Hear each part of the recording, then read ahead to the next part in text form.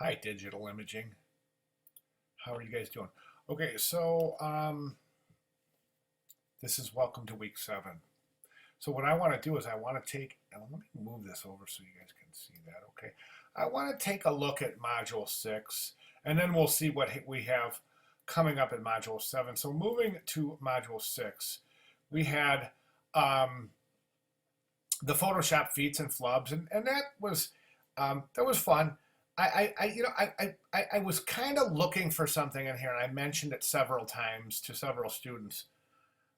So if you haven't addressed this, what I'm looking for here is I want the meaning behind this, guys. What does it mean to you? I know a lot of people were really pretty pretty emotional about their decisions here, and I understand that. I get it completely.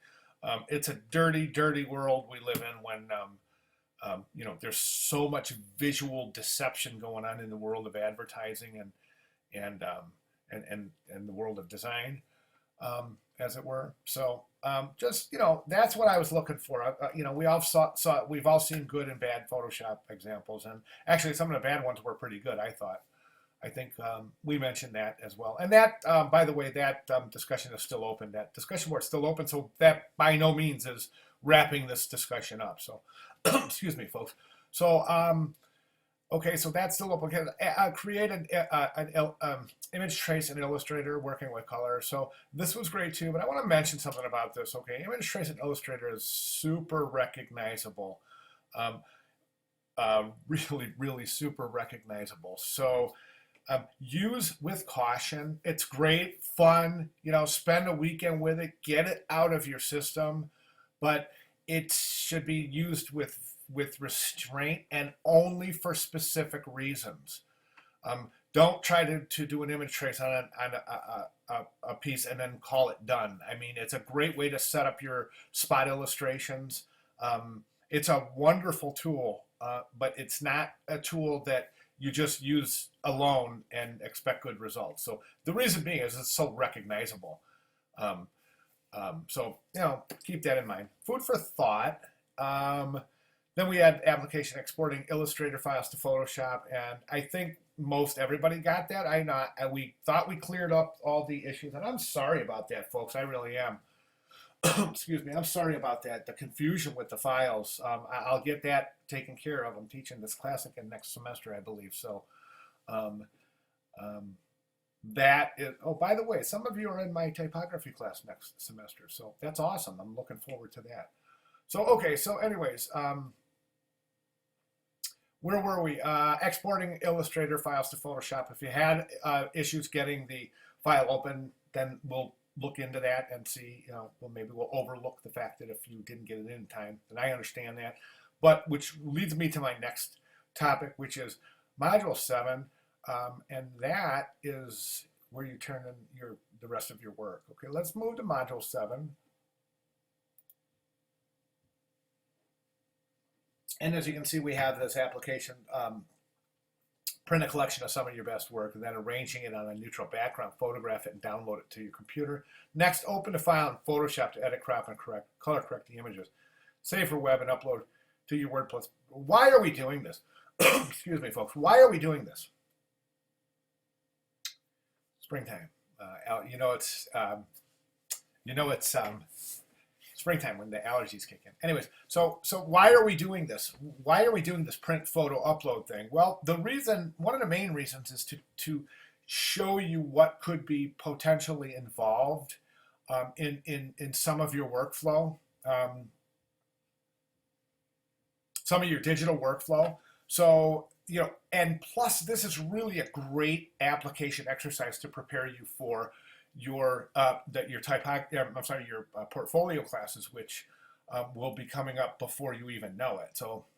So keep that in mind, okay? And then you have this final project, professional WordPress portfolio. So this is it, guys. Use your time wisely this week, okay? Don't turn this in late, please. But use your time wisely, all right? Please, this is so important that you get this in time, and take a look at. Go back, folks, and take a look at my comments from week 1 and week 2, especially my comments on navigation. I noticed that a lot of you have not changed the navigation. Now, this is a professional WordPress portfolio site, so I'm going to grade it as such, meaning that if to me it's the navigation doesn't make sense, and I look at 30, 40 portfolios a week. If the navigation doesn't make sense to me, I'm going to I probably already did let you know. So just try to address that so the navigation doesn't make your viewer think at all. Okay, give us a good road to where we're going and a good road back, and make it very, very clear. Okay, don't make anyone guess where the work is. Or we talked about this. I know I talked about it individually to each one of you. So food for thought. Okay, moving forward. And our module resources here. Of course, you have your portfolio types. What is a portfolio? Portfolio WordPress themes, and then brilliant portfolio designs to inspire you. So moving forward with portfolio, I think these are really good things to keep in mind. Now, is your WordPress going to be a